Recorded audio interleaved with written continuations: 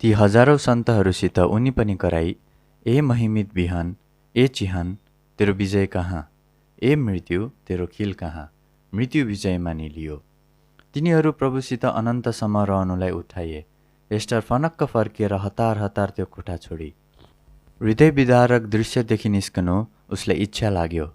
अब यो कुराले उसको जीवनभरि खेदो गर्नेछ।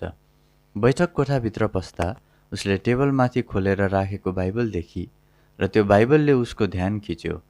जिम्मीले पढेको र धर्मशास्त्रको त्यही पद उसले पढी, यसर्थ तिमीहरू तयार बस, किनकि त्यो घडी जो तिमीहरूले सोचेको पनि हुँदैनौ, मानिसको पुत्र आउनुहुन्छ। मत्ती 24 अध्याय 44 पद। उसको शरीरमा चिसो पसिना आउन थाल्यो। यो सन्देश स्वर्गबाट आएको थियो, तयार हुनलाई, मानिसहरूलाई चेतावनी दिनलाई। अब यो घटना घट्यो अनि हजारौं जना ऊ जस्तै छोडिए। बुच हेस्टरको नजिकमा गुडुल्केर बस्यो। औ हेस्टरले घोप्टिएर बुचलाई धाप मार्दै मानिसलाई जस्तै भनी, उनी त जान्नुभएछ ठुलो केटा, यो कुरा विश्वास गर्नु तथा बुझ्नु कठिन छ, तर यो कुरा ठिक हो। उनको निम्ति बुझ, तिमी दुःख नमान। बाचुन्जेल उनले यो महान समयलाई पर्खिरहनु भएको थियो। उनको बातचित गर्ने विषय पनि यही थियो। म निश्चित छु यो बिहान उनी प्रभुसित खुसी हुनुहुन्छ। बाहिर निस्केर हेस्टरले निलो आकाशपट्टि हेरी। ओ यस घडी आमा कलिन्सले कस्तो स्वर्गीय शान्ति आनन्द उपभोग गरिरहेकी होलिन् कल्पना गर्दै उसले मास्तिर हेर्न चाहिँ, तर आँसुले आँखा छोपिएर आयो र स्वर्गको दृश्य छोपिदियो। अन्धासर ऊ सिँढीदेखि ओह्रालो लागि। योभन्दा अझ बेसी बसे भने म मर्छु भन्ने उसलाई लाग्यो। सडकमा हिँड्दै गर्दा कोही रोइरहेको सुनि। यो स्वास्नी मानिसको स्वर थियो, तर कसको हो? अहिले नै मुर्छा खाला जस्तो गरेर रोएको यो क्रन्दन परिचित लाग्थ्यो, तर यस व्यक्तिको रुवाई चाहिँ असाधारण चर्को थियो। त्यति नै बेला उसले श्रीमती पिकेटको घरको सिँढीनेर कोही वाल्ल परेर बसेकी देखी ऊ रोइरहेकी थिई। हेस्टर छिट्टो छिट्टो त्यो व्यक्तिको छेउमा गई। नजिक जाँदा ऊ त श्रीमती पिकेट नै रहेछिन्। उनले चिनी। हेस्टर बोली, तर जवाफ चाहिँ करुण रुवाई सिवाय अरू केही आएन। उसलाई शान्त गराउने धेरै प्रयास गरे पश्चात श्रीमती पिकेटले बल्ल आफैलाई सम्हाल्न सकी र माथितिर हेरेर कराई, तिमी आशिषित नानी, तिमी पनि छोडिएछौ नि। अरे श्रीमती पिकेट, के तपाईँका प्रियहरूमध्ये कोही गए? हेस्टरले ठुलो उत्सुकता साथ सोधी। मेरा प्रियहरू कोही पनि लगिएनन्, तर थाहा छ मेरी छोरी हजेल राइम्स अस्पतालमा नर्स काम गर्छ। ज्यू, हेस्टरले जवाफ दिए। ऊ नानीहरूको अस्पतालमा सन्तहरूको उठाइ हुँदा काम गरिरहेकी थिए। तिनीहरूको भनाइअनुसार यो घटना घट्दा ऊ कोठाको बिचैमा उभिरहेकी थिए। वरिपरि हेर्दा कुनै कोक्रोको नानीको आवाज निस्केन। धाए घरको प्रत्येक नानी हराएछ। यसको अर्थ के हुन सक्ला उसले बुझ्न सकिन। सायद कोही पनि भित्र पसेर नानीहरूलाई त लगेनन् होला, उसलाई यस्तो लाग्यो। तिनीहरू त सब हावामा विलिन भएछन्। ऊ त अत्तालिएर आफ्नो प्राणको निम्ति रुन लागि। एक दुई नर्सहरू कुदेर आए। कुनै पनि आकस्मिक घटना घटेको समय शान्त रहने व्यक्ति हेजेल आज यस्तो हुँदा उनीहरूले केही डरलाग्दो घटना नै घटेछ भन्ने थाहा पाए। तिनीहरूले हेजेललाई थुमथुमाउने कोसिस गरे र केही क्षण पश्चात उसले तिनीहरूलाई नानीहरू हावामा विलिन भएका कुरा भन्न सकी। पहिले त उसको कुरामाथि तिनीहरूले विश्वास गरेनन्। एकअर्कालाई आँखा झिम्क्याउन थाले, यो सोचेर कि हिजेलको मगज ठिक छैन रहेछ। जब उसले यो कुरामा जोड दिन थाले, तिनीहरूले ती नानीहरू खोज्न थाले। निश्चित त भयो सबै नानीहरू हराएकै रहेछन्। अब यो तिनीहरूको हृदयमा ठुलो डर पसेछ। त्यही समयमा बालकहरू अदृश्य भएर तलतिरको ठुलो कोठाबाट अर्को नर्स चिच्चाई। रोगीहरूमध्ये एकजना सिकिस्त बिरामी पलङबाट उठ्नै नसक्ने आफ्नो पट्टी नै छोडेर गएछ। त्यो पट्टी खोल्नु डाक्टरलाई त कति घन्टा लाग्ने। नर्स त्यो बिरामीको निम्ति बर्फ लिन मात्र गएकी थिइन्।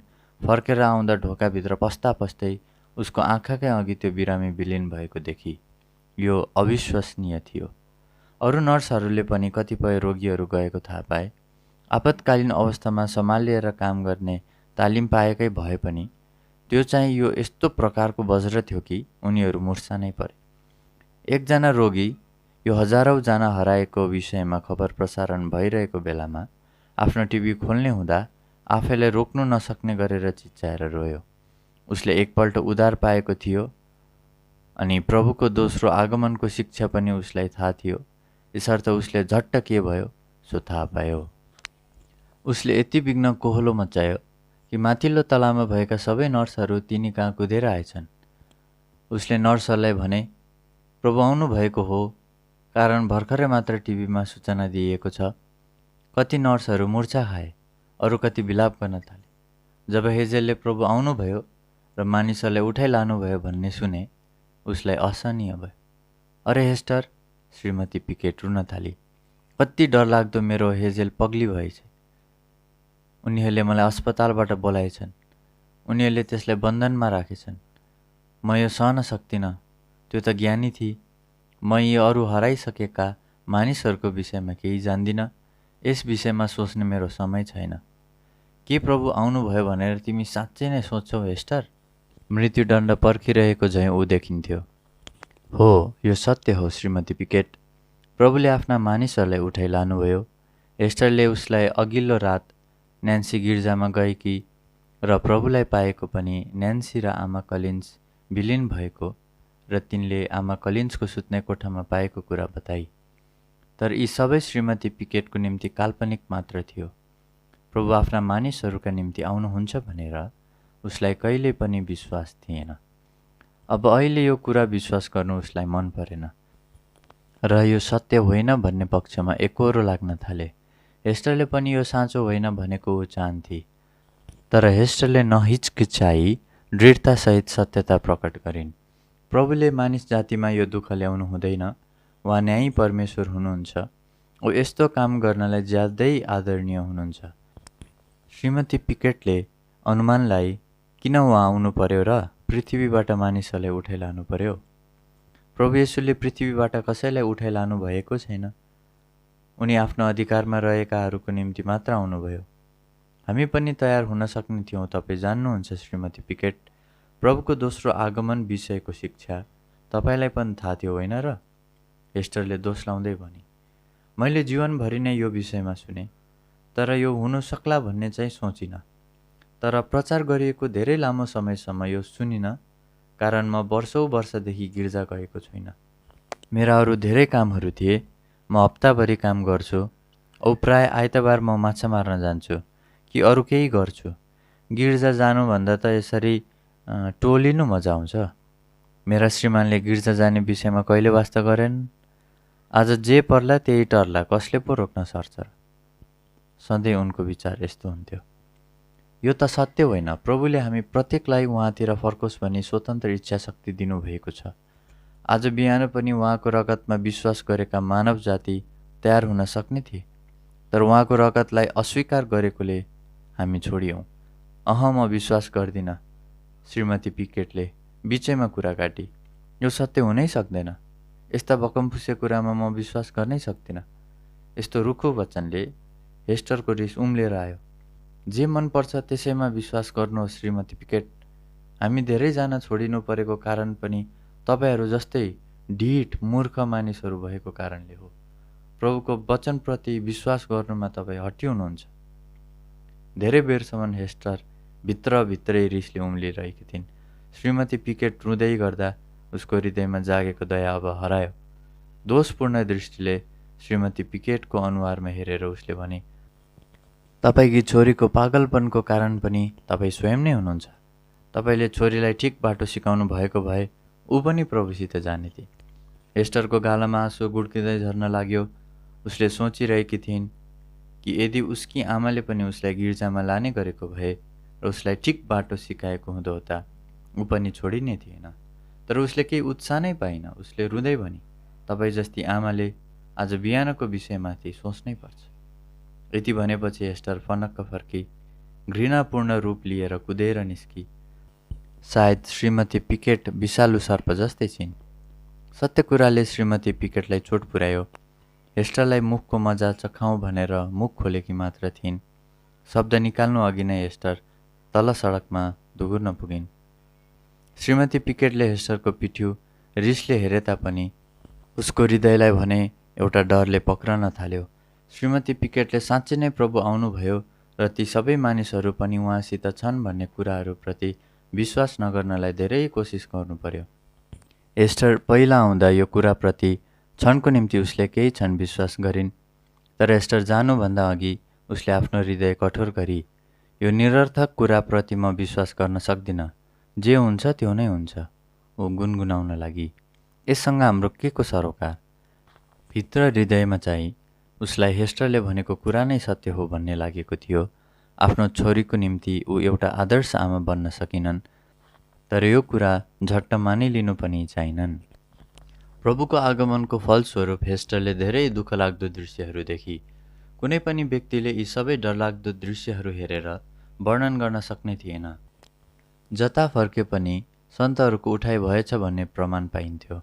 अझसम्म कसैले तयार हुने आशा राखेर सन्तहरूको उठाइ भेट्ने कोसिस गरे तापनि अब यस्ता सबै आशा चाहिँ खलास भइसकेका थिए। हेस्टर अब यस्तै गरी छोडिएको हजारौँ मानिससित महासङ्कष्टमा परी। यो कुरा पत्यार नै नलागे तापनि अब उसले यो कुरा कुनै सपना होइन भन्ने पुरा विश्वास भइसकेको थियो।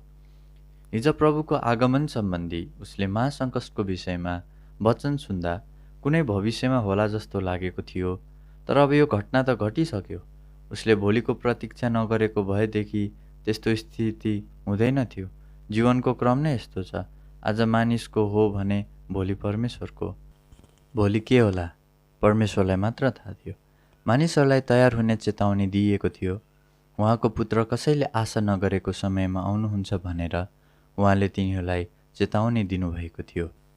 एपवर्थ अन्त्येष्टि घर बाहिर ठुलो भिड जम्मा भएको रहेछ। यस्तो बिहान अन्त्येष्टि भइरहेको घरमा जम्मा हुन यो भिडलाई के को चासो? त्यो अन्त्येष्टि भइरहेको घर चौकीदार वेस्ले बेट्रामले उत्साहसित भनिरहेथ्यो, तपाईँलाई म भन्दैछु, यत्तिका वर्षहरू बितिसके तर यस किसिमको घटना कहिले घटेको थिएन। म त छक्कै पर्छु। कति खोजे तर भेटेकै छुइनँ। गर्न सक्ने जति कुरा सबै गरिसके। मैले पुलिसलाई पनि फोन गरेँ, तर फोनको लाइन नै लाग्दैन। उनीहरूसित पनि सम्पर्कै गर्न सकिँदैन। यस्तो कसलाई भनिँदैछ भनेर हेस्टर भिडलाई चिर्दै अघि बढी र खरानी रङको राम्रो सुट र छत्रे टोपी, औँलामा हिराको औँठी लगाएको एउटा मानिसलाई देखी। उसको देब्रे हात हल्लाउँदा घाममा औँठी चम्कियो। त्यो मानिस ठिक वेस्ले बेट्रामको अघि उभिएको थियो। कुनै कुराको सीमा हुन्छ।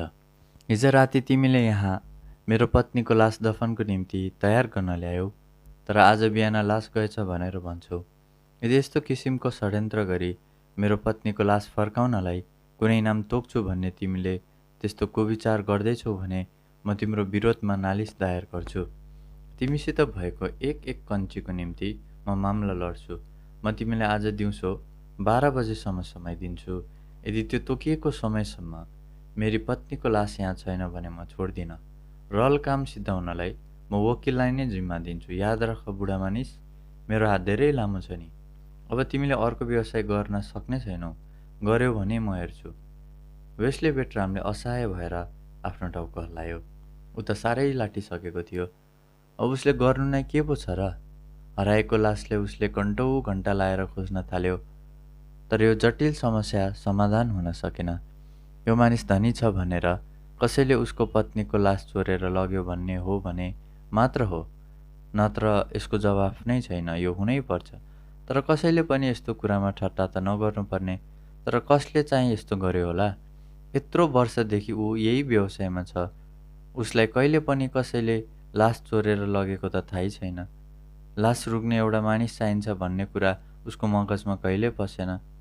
त्यो ठुलो हिराको औँठी लाउने मानिस फर्केर जानै आँटेको थियो। हेस्टर उसको कोटको बौलामा पक्रेर बोली, महाशय। जोन ड्रेस्डेनले फनक्क घुमेर उसको अनुहारमा हेऱ्यो। उसको ठुलो कालो कालो आँखा वेदनाको कुवा जस्तो थियो। ऊ रिसले चुर भएको रुष्ट स्वरमा बोल्यो। उसलाई जे गर्नु मनपर्छ त्यही गर्यो र ऊ साह्रो अशान्तिमा थियो। त्यो चौकीदारले म के गर्नुपर्छ जान्दिनँ भनेर जिद्दी गरिरहे, गर्जिएर धम्की दिँदै गरेकोले वेस्ले बेट्रामले कुनै कुरा सच्याउन सकेन। के हो? उसले भन्यो। के तपाईँकी पत्नी क्रिस्चियन थिइन्? हेस्टरको अनौठो प्रश्नले उसको ध्यान खिच्यो। किन र? ऊ क्रिस्चियन नै थिए। यति भन्दै उसले देब्रे हातले आफ्नो च्यापु समात्यो। ऊ त सधैँ धर्मको विषयमा बात गर्थी, तर मैले कहिले पनि उसको कुरामा ध्यान दिइनँ। मैले उसको मर्जी अनुसार गर्न दिएँ। म आफ्नो काम गर्थेँ औ उसलाई चाहिँ आफूले गर्नु चाहेको प्रशस्त समय थियो।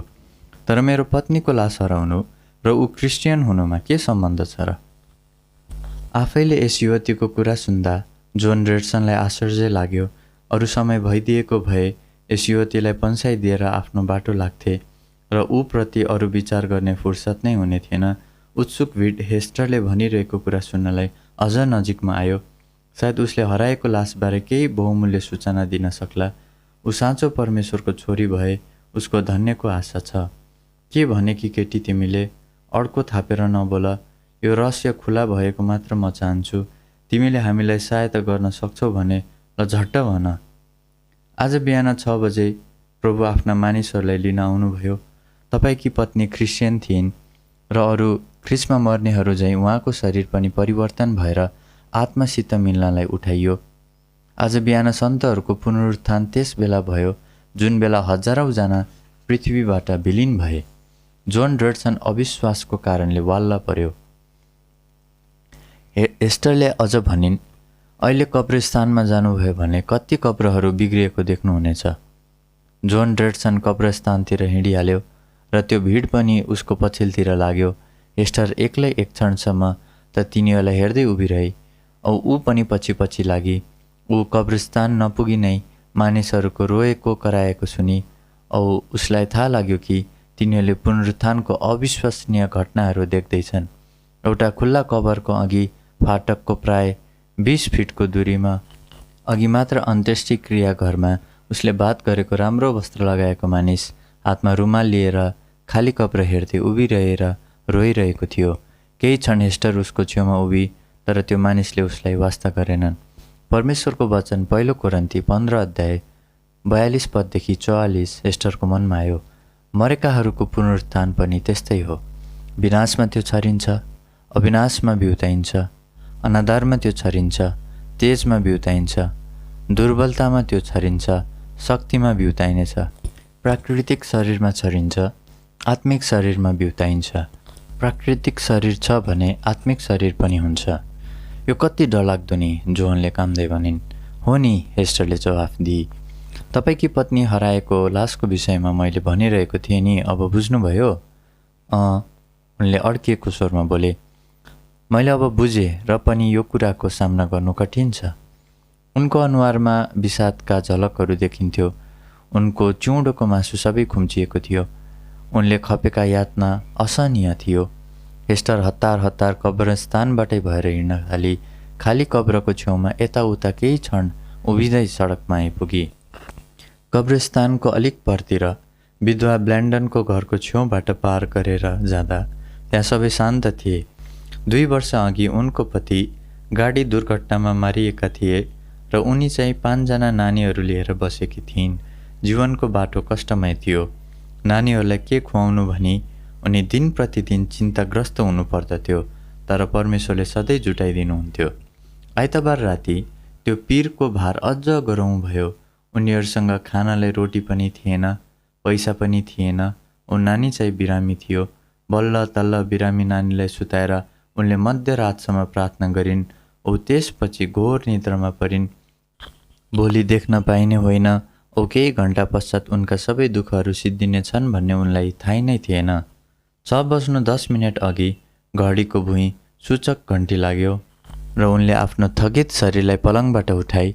उनको शरीरको सबै मासु थाकिसकेको थियो र ताकत निचोरिएको थियो। यस्तो लाग्थ्यो कि उठ्नुभन्दा अघि उनी आँखा बन्द गरेर बस्दा हुन्थ्यो होला। असहनीय भार उनको हृदयमा थियो, तर एकै दिन पनि काम नगरी बस्न सक्ने थिएनन्। नत्र नानीहरूलाई कसरी खाना दिनु? अचानक प्रभुको महिमाले कोठा चम्कियो। उनले पनि यो आवाज सुनिन्, हेर दुला आइरहेछन्, उनलाई भेट्न जाऊ। तरल अग्नि झैँ केही चिज उनको शरीरमा खनियो। परिवर्तन भएछ। एकै क्षणमा उनी परिवर्तित भइन्। आँखाको निमेषभरमा औ सुतेको उनका ससाना नानीहरू पनि उनीसितै उठाइए। भयमित बिहान आएछ। विधवा ब्ल्यान्डनको घरको 2 ढोका परतिर लिन्डा जोर्डन बस्थी। कैयौँ वर्ष अघि उसले उद्धार पाएकी थिए औ उसका दुष्ट पतिले उसलाई विश्वासमा कमजोर बनाउनलाई धेरैचोटि निर्दयतापूर्वक दुःख दिएका थिए। कहिलेकाहीँ उसको पतिले पाखुरामा पक्रेर बटारेर ईश्वर निन्दा गर्न लाउँथ्यो, यतिसम्म कि उनी दुखेर हुरुक्क हुन्थे। उसले लिन्डालाई गर्दो नगर्दो गाली गर्थे, तर ऊ सधैँ विजय हुन्थे। लिन्डाको विषयमा गिर्जाको पास्टर तथा सदस्यहरूलाई बेफाइदा झुठो कुराहरू सुनाउँथे, तर उनको कुरामा कसैले पनि विश्वास गर्दैन थिए। ऊ कस्ता मानिस हुन् औ पत्नीले चाहिँ कति मात्र ऊबाट सतावट पाएकी छिन् भन्ने कुरा तिनीहरूलाई थाहै थियो। सन्तहरूको उठाइ हुँदा ऊ आफ्नै पतिको पलङको छेउमा उभिरहेको थियो। त्यो अघिल्लो रात ऊ जागृतिको छेउमा गएकी थिए। उनी चाहिँ सधैँ अविवेकी र रिसाब भन्थे जब मण्डलीमा जागृतिको कार्य चलिरहेको हुन्थ्यो।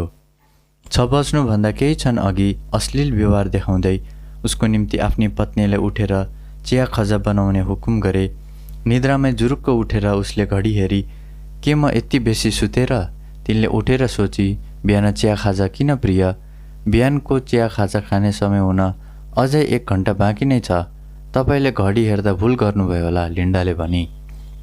तर यति भन्दा ऊ झङ्ग रिसायो, मसँग यस्तो जवाफ नलाग।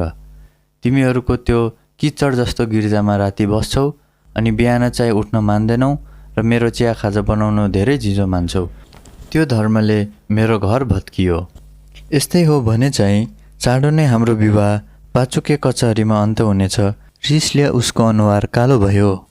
लिन्डाले लाट्टिएर उसलाई हेरिरहिन्। उसले धेरै नसुनेको कुराहरू गरेको थियो, तर यस किसिमको चिडिएर कुरा कहिले गरेको थिइन। लाठी जस्तो भएर त्यहाँ नबस, म भन्दैछु त, उठ। अब उसो त्यो पुरानो गिर्जामा जाने छैनौ?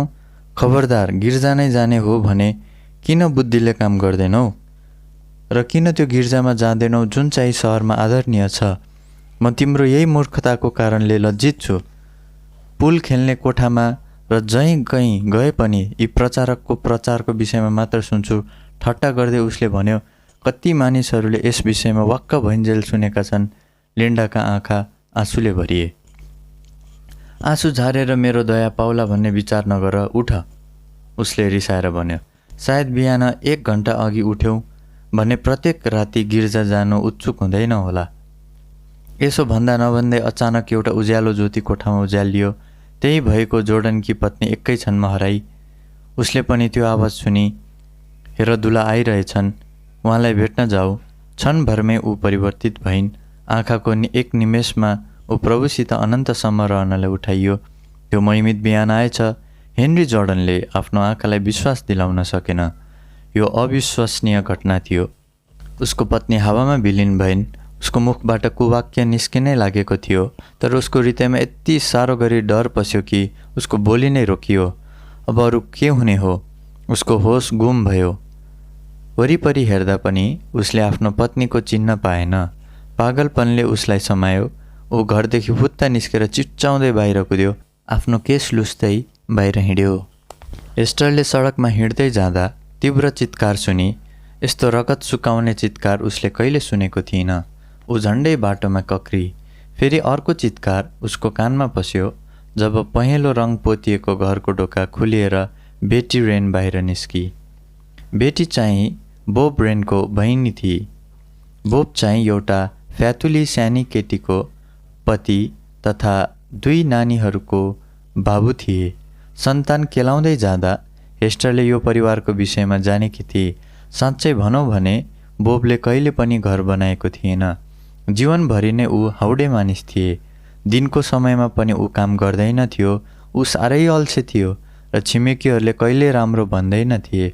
आफ्नी पत्नी र नानीहरूलाई रातमा घन्टौँ घन्टा छोडेर मद पिएर हिँड्दै अरू स्त्रीहरूसित लहसिएर हिँड्थ्यो। हेस्टरले बोबकी पत्नीलाई अति नचिनेको भए तापनि उसको विषयमा भने धेरै राम्रा कुराहरू सुनेकी थिए। ऊ एउटा असल क्रिस्चियन केटी तथा नानीहरूका सुवानी आमा थिए। छिमेकीहरूको भनाइअनुसार उसका दिनहरू साँच्चै कठिन थिए। उसले केवल घर धन्दा मात्र होइन, तर नानीहरूलाई स्याहार सुसार गरी आफ्ना नानीहरू र आफैलाई पाल्नलाई धोबीको काम गर्ने गर्थे। यति सुशील केटीको भाग्य चाहिँ कति निष्ठुर। बरु अरू वर्तमान पतिलाई छोडेर कुनै अरू केटासित उनको विवाह भइदिएको भए ऊ कति सेवा गर्ने पत्नी हुन्थ्यो होला। जसै ऊ सडकबाट भएर घर जान लागेकी थिए, कतिपय यस्ता कुराहरू हेस्टरको हृदयमा खेल्न थाले। बेटी यति साह्रै हैरान भएकी थिइन् कि उसको बोली नै उसले हेस्टरको पाखुरामै च्याप्प समातेर झन्डै तानेर उसको घरभित्र लगी। बेटीले उसलाई तानेर ढोकाभित्र लगेर उसको सुत्ने कोठामा लगी र त्यो डरलाग्दो दुर्घटनालाई औँलाई देखाउँदा हेस्टरको मुखबाट अन्यासै चित्कार निस्क्यो, मै हुँ भन्ने हेस्टर। तर आज बोब रेनको शयन कोठाको दृश्य चाहिँ उसले पनि मनबाट निकाल्न नसक्ने भई। उसको आँखा एउटै चिजमा लागिरहेथ्यो। बोब रेनको शरीर सिलिङबाट झुन्डिरहेको थियो, खोपिल्टोबाट आँखा निस्किएको, जिब्रो बाहिर निस्केको र मुखको कुना कुनाबाट रगत निस्किरहेको थियो। यो भयङ्कर दृश्य देखेर हेस्टरको हृदय त्रास र अविश्वासले भरियो। यो अविश्वासी र मतवाला पतिले आत्महत्या गरेछ। बेटीले लासको छेउमा गएर त्यसलाई झार्ने कोसिस गरिन्, तर उसको कोसिस व्यर्थ भयो। अझ त्यसबाहेक म यो के गरिरहेछु भन्ने उसलाई थाहै भएन। आफ्नो डरलाई बसमा राखेर हेस्टरले आज्ञा गरी, बेटी अब त ढिलो भयो, यस्तो नगर, यसले अब के पो होला र। हेस्टरको स्वरले कानमा गुन्जिँदा ऊ यथार्थमा आयो। बेटी बिस्तारै फर्केर हेस्टरलाई विनयपूर्ण दृष्टिले हेरी, तर ऊ मर्न सक्दैन, कृपया भन न, मेरो दाजु मरेको छैन। हेस्टरले कुममा समातेर बेटीलाई ढोकातिर घचिटिदियो। बैठक कोठाको आराम कुर्सीमा सुविधासित बसाएपछि त्यो मृत शरीर झुन्डिरहेको कोठाको ढोका बिस्तारै बन्द गरी बेटीले बोल्न भरमग्दुर चेष्टा गरी, तर चोट लागेको हृदयबाट खाली विलाप मात्र निस्क्यो। वेदनाले पीडित भएको अनुहारबाट अन्तमा उसले यति मात्र भन्न सकी, उसले यो काम किन गरे होलान् म जान्दिनँ। अचानक ऊ चौकीमा सिधा भई बसी र लामो सुस्केर हाली। उसका भाउजू र नानीहरू नि कहाँ छन् त? के जेनीले उसलाई छोडेर गई त? के यही नै आत्महत्याको कारण हो त? कि ऊ घर आउँदा अब म गए भन्ने पत्नीको चिठी पाए होलान् त? ऊ ठिङ्ग उभि, अनुहारमा केही गर्ने एउटा दृढ सङ्कल्प थियो, तर उसलाई यस्तो पनि लाग्थ्यो कि उसले गर्न आँटेकी काममा हेस्टरले यो बाधा दिने हो कि। ढोका बन्द भएको कोठामा दगुरेर गई, चुकुल घुमाई र कोठा खोलेर पलङहरूतिर खोज्न थाली। उनीहरू सुत्न त सुतेछन्। यदि जेनी गएकी भए हिजो राति सुत्नभन्दा अघि नै जानुपर्ने थियो। कुना काप्चा सब ठाउँ छोडेको चिठी खोज्न थाली, तर लासको छेउमा भने ऊ गइन। फेरि छुन चाहिनन् अथवा त्यसलाई हेर्न पनि हेरिनन्। कहीँ चिठी पाइएन। तर उसका त्रसित आँखा भुइँमा खसेको समाचार पत्रमाथि पर्यो। उसले कम्पित हातले घोप्टिएर त्यो टिपी। उसले समाचार पत्रको शीर्ष पङ्क्तिहरू झट्ट पढी। हजारौँ मानिसहरू रहस्यमय ढङ्गले विलिन भए। आँखा झिमिक झिमिक पार्दै फेरि पढी, तर यसको अर्थ चाहिँ बुझ्न सकिनन्। तब प्रथमपल्ट हेस्टरलाई यो दृश्य देखेर थाहा भयो, बेटीले प्रभुको आगमनबारे कुनै कुरा थाहा रहेनछ। यत्रो बिहानी पख चाहिँ ऊ कहाँ थिए त? हेस्टरको छेउमा गएर यो कागज दिँदा बेटीको अनुहार मृतजन्य पहेँलो रङले पोतिएको थियो। उसका ओठहरू थरथराइरहेका थिए। यसको अर्थ के हो थाहा छ? उसले सोधी। हेस्टरले मधुरो स्वरमा जवाफ दिए। आज बिहान प्रभु आउनुभयो औ उद्धार पाएका र उहाँको आगमनको निम्ति तयार भएका सबैलाई लानुभयो। बेटीले लाट्टिएर सुनिरही शङ्कालु दृष्टिले हेस्टरलाई हेर्दा उसका मुट्ठी खोल्दै बन्द हुँदै थिए। यो हुन सक्दैन, यो हुनै सक्दैन। यो कुनै दिन हुन्छ भन्ने मैले सुनेको थिएँ, तर यसमा मैले धेरै ध्यान दिइनँ। वास्तवमा ऊ अक्मकिँदै बोली, जेनीले प्रभुको आगमनबारे सधैँ भन्थे। प्रभुको विषयमा बात गर्दा जेनीलाई कति सुन्दरी देखेकी होली भनेर म सधैँ सोच्थेँ। खालि यतिकै निम्ति मात्र त ऊ बाँचेको छ जस्तो देखिन्थ्यो। मेरो निम्ति भने यस कुराहरू निरर्थक थिए, तर पनि मैले उसको अघि कहिले पनि त्यसो भनिनँ, कारण प्रभुको आगमन उसको निम्ति महत्त्वपूर्ण थियो। वास्तवमा उसले जेनीको हृदय धेरै पटक टुक्राएको थियो, तथापि यस्तो दुर्व्यवहार गरिँदा पनि उसले सबै सही। मैले अहिलेसम्म यस्तो सहनशील नारी देखेको छैन। धेरैपल्ट मैले उसलाई भनेको पनि थिएँ, यदि म तिमी जस्तो हुँदा हो त म बबीलाई म कहाँ गएको छु थाहै नदिई छोडेर जाने थिएँ। तर उसले त प्रार्थना नै गरिरही र परमेश्वरको छुटकारातिर आशा गरिरही। परमेश्वरले जेनीलाई छुटकारा दिनुभयो, तर बेटीले आशा गरेको जस्तो भएन। बेटी भन्न लागि, अहिले ऊ कहाँ होली? ऊ घरमा छैन। यो त अचम्मको कुरा हो।